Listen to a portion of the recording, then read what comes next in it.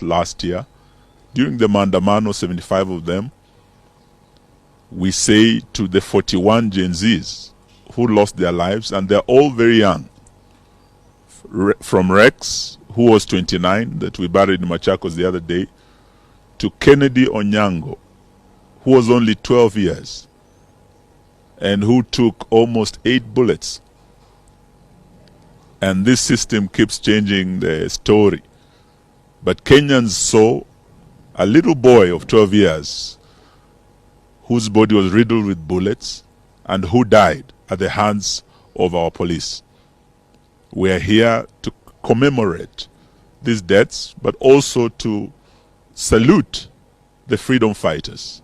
Indeed, this was a struggle through Sabasaba that enabled us eventually to craft Constitution 2010, which was launched by the late President Moi Kibaki. And since that time, this country has been on paper a democracy. We ask ourselves on this Sabasaba day, is it still a democracy? Now, a latter day men and women, by this time young, the Gen Zs, have taken this a step further. As we commemorate Sabasaba, which is itself not even a national holiday, and as far as I'm concerned, if one was to ask me, this Sabasaba should become a national public holiday because it is so significant. This is, as I said earlier, the struggle that brought Constitution 2010. But this struggle now has been heightened by the Gen Z revolution. The Gen Zs are both on the streets, because in Sabasaba and Kamukunji, those men and women were on, a lot of them were men, by the way.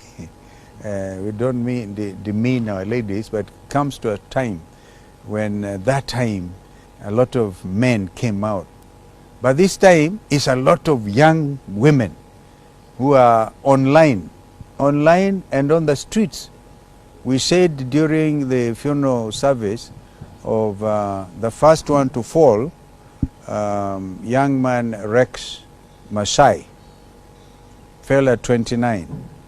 And we have realized between Rex and the young man Onyango's 12 years, a lot of them are young people between the ages of 18 and 23 or thereabouts.